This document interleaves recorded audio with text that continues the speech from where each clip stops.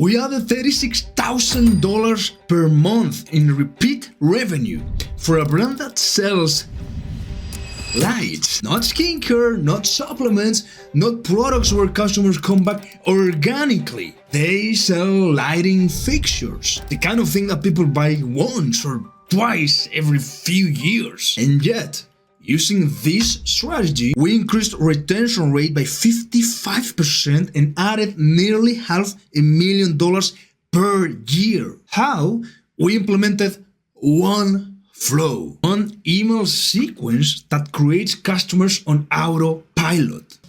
And look, I love supplements and beauty brands, but let's be honest, they have it easy. If their product runs out every 30 days, they got this built-in second chance to win a customer back. But if you sell furniture, fitness equipment, jewelry, home goods, fashion, high-ticket, anything, you got one shot. If the customer doesn't become obsessed with your brand, they won't come back. They'll forget you. You'll spend $80 on ads just to make one sale. Never see them again. That is not sustainable. It's like spending $50,000 on a restaurant lunch just to close it the next day.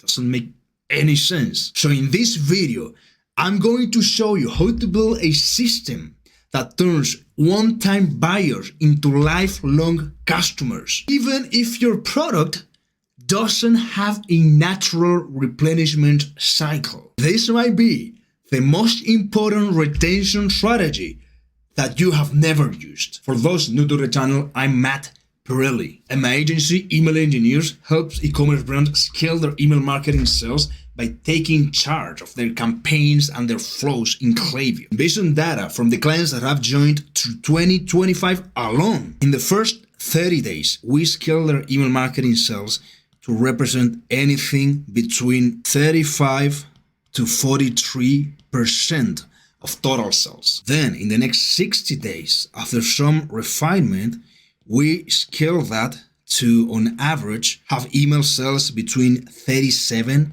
and 56% of total sales. And one of the key areas we focus to make this happen is on customer retention. Because through this that people nowadays might or might be not spending less money, but let's assume they are. And the cost to acquire a customer is not getting any cheaper. Because of running ads, because of influencers, all of that is rising. So that is why more and more e-com brands are focusing on email marketing to attract new clients, but also, and most importantly, to retain customers forever. But despite all of that, one of the areas where I've constantly seen that e-commerce brands don't spend enough time on is during the post-purchase. Because getting someone to pay once is not enough. We want to retain them forever. And so to do that, we have to identify the difference between paying for a product and buying a product. Because someone who paid for your products is not the same as someone who bought your product. This person, when it's time to buy again, will go to whichever brand is the cheapest, or whichever brand has a sexier offer, or whichever brand the influencer of the week happens to be shilling. But this guy, the person who bought into your brand and into your product, won't go away. You have retained them. And so I will show you the exact strategy we are using with clients to help them retain their customers. Because to this brand, this extra boost in retention represented nearly $500,000 in extra sales. But still, most brands struggle on retaining customers. And the reason why is because most of them treat the post-purchase flows like an afterthought. The emails, the sequences that someone gets after someone buys from you. I get it, they are not sexy, right? And on the surface, it doesn't look as big as an opportunity as a welcome flow or a cart abandonment sequence, for example. But this extra boost in customer retention compounds really, really fast. This extra cash that this brand was not expecting to get adds up really fast to the bottom line. Yet, the issue is that I've seen most brands approach the post-purchase sequence like this. They have one generic thank you email, they have a shipping notification, and possibly a coupon code. And that's it, but this is not a sequence that is going to retain a customer. Because again, just because someone paid you, it doesn't mean they are truly sold. It doesn't mean they bought into your products and into your brand. So that is the root of the problem. That is what we have to fix. And we can't simply do that with upsell emails and flash offers and discounts. We have to address this at the root cause of the problem. Because if we don't cement this belief quickly, the next time they want to buy a product, they will be scrolling trees around to TikTok, they will see an ad, they will see an influencer, and they will buy from a cheap competitor, or again, whichever brand or product the influencer they like happens to be pushing that week. So if we don't fix this, all the customer acquisition cost $20, $50, $100 is just lost. It just vanishes. Why? Because we failed to create belief. We failed to get the buy-in. We failed to create conviction. So let's solve that now. The second someone buys from you, it opens a golden opportunity. And two beautiful things happens.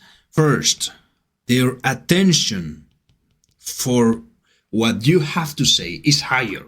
They just purchased from you. They are expecting to receive emails from you. That is the first step to getting emails read and opened. And another thing happens. This is critical. The guards are down. They already paid you. So they already trust you. They are more likely to take the messages, the emails that you send their way at face value because they don't have much resistance. They already purchased. They already gave you their money. So it's like if you have a friend who hates roller coasters, you invite them to try a new one with you, right? And you have to do a lot of convincing to get the yes, to get the sale, to get them to try this new roller coaster. But if they like it, and if they don't hate it as much, right, and they're filled with adrenaline, and they trust that the thing is not going to fall over, the next time you say, let's go, they're more likely to say, okay, yes. So there's not much convincing needed. The same thing happens here. This creates a beautiful combination. We have people who are willing to hear whatever we have to say, and then whatever we have to say, they are more likely to take it as face value. They are more likely to process it and have the message go straight into the emotional part of the brain, the one in charge of making decisions. And if we want to get the buy-in, which is an emotional decision, that means this is the best time to do it. That is why we created this strategy that allow us to get those results, those improvements in repeat purchases, which is called the second sale strategy. It's not about literally getting the second sale, but it's about getting your new customers to re-buy into your brand emotionally. That's the second sale. And it's the most important one of them all. So this is the ideal moment to hit these new customers with your most emotional emails, with the most personal emails, conviction building emails that you have. This is 2 to 5 email sequence. And we also call this the post-purchase BOA flow, like the snake. Why? Because the goal is to create belief, obsession, and attachment. So it is quite literally like the boa snake that constricts their prey and don't let them live. That is what this sequence does. It doesn't let your new customers live. This is the opposite of what they say are the best practices. That you should only send one email to don't bother people. In the Wharton Business School-like type of retention and loyalty strategies that tell you to set up a loyalty system with points and rewards, but that is just the backwards approach to it. Because when you really get someone sold into your brand and into your products, you don't need gimmicks. You don't need to remind them again. They will come back.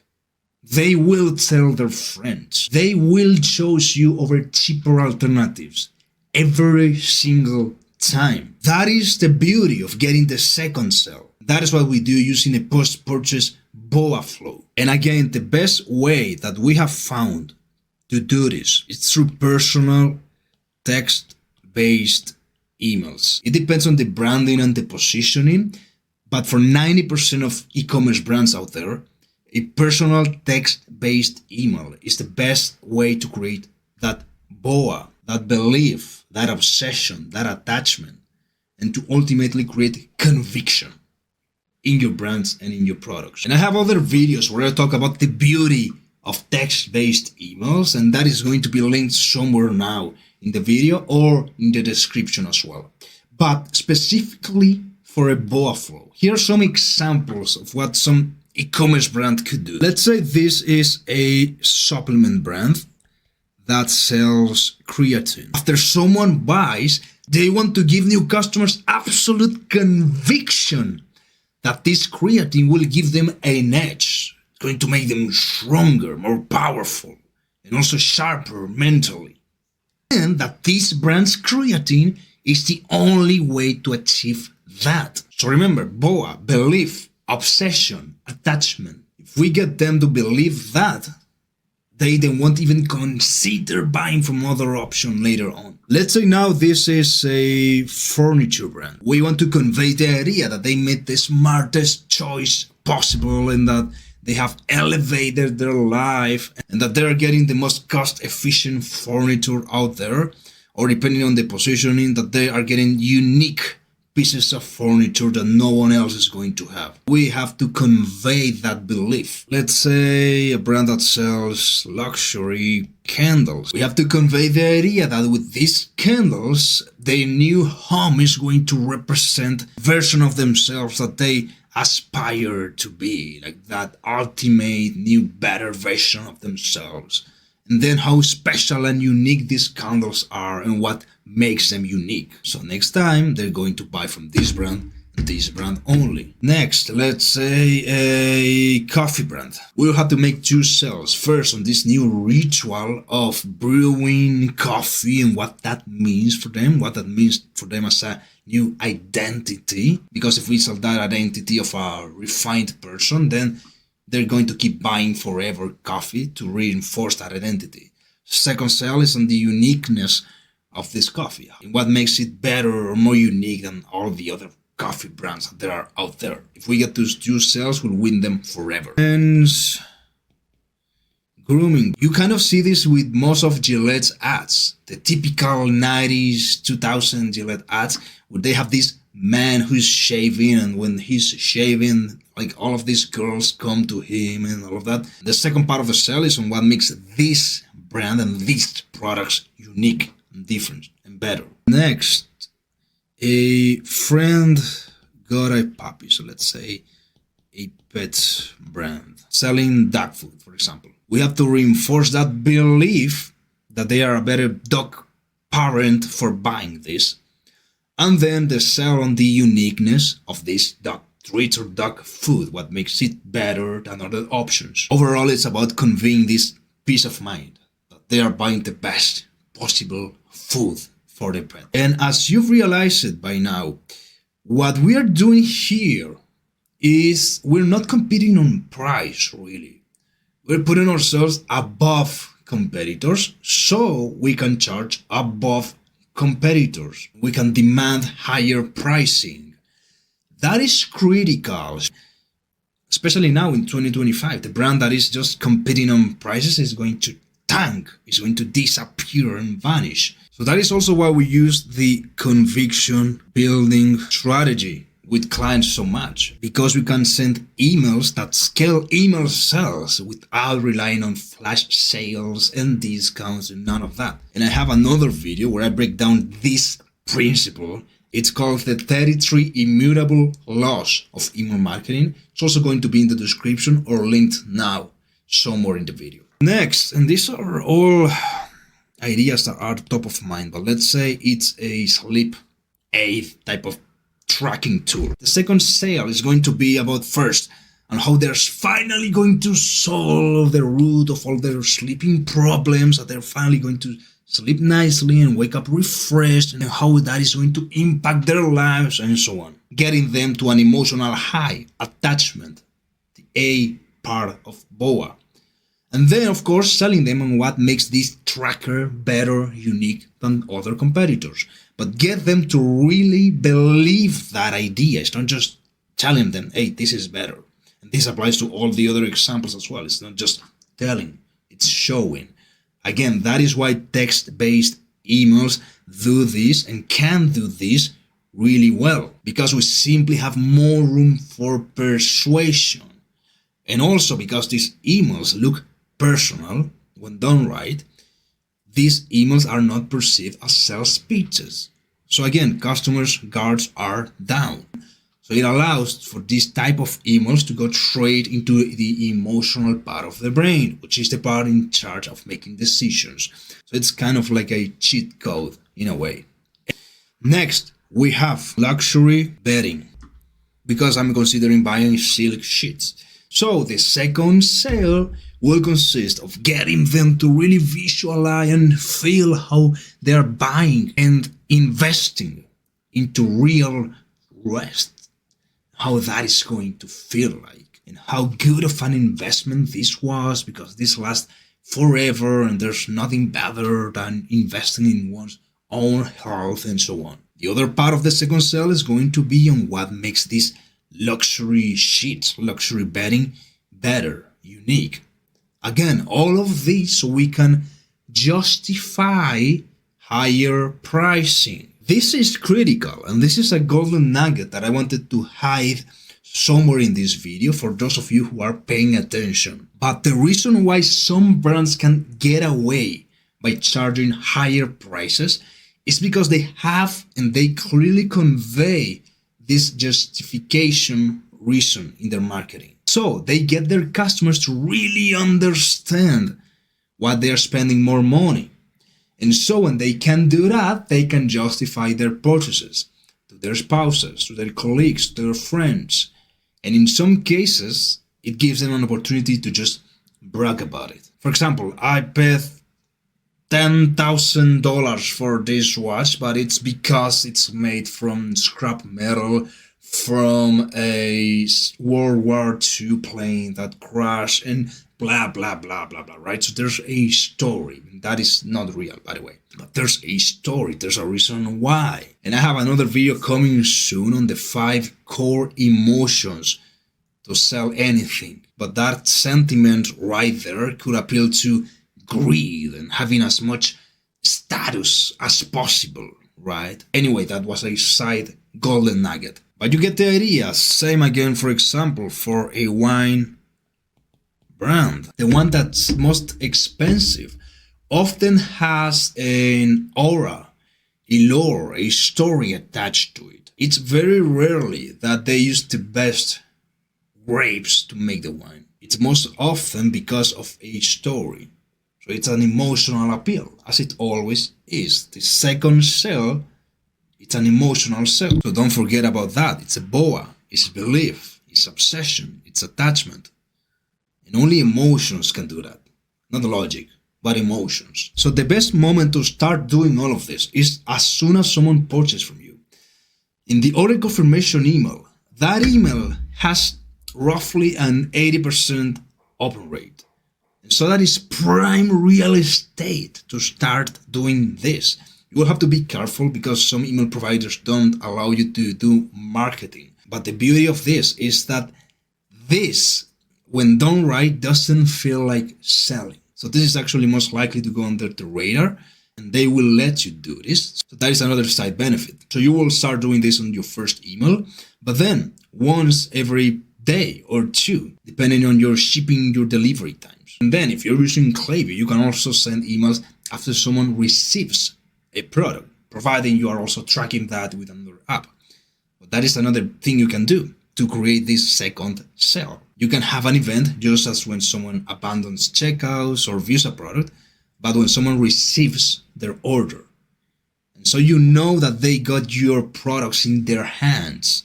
So most likely they unbox it already. And so you can go use that excitement that they already have and create BOA, belief, obsession, and attachment. So as you can see, I would love to give you a template or like fill in the blanks type of thing, but this is very context based. This is different for every single brand that is out there, because every single brand is unique or is supposed to be unique. And so is the focus of this second sale. But the beauty of this strategy is that this brand didn't spend any more money on advertising. They didn't launch new products. They didn't launch a loyalty program that eats into their margins. We just rewired how we talk to new customers after the sale. That alone added nearly $500,000 per year. That is the second sale strategy. The sale isn't done after the checkout. That is only where the real sales begin. And that is done at an emotional level. So now, if you want to see examples of the exact BOA emails that we use in clients' post-purchase flows, the link to that is going to be in the description, or there's going to be a QR code for you to scan right now. I'm Matt Pirelli, founder of Email Engineers, and it's been a pleasure having you here today.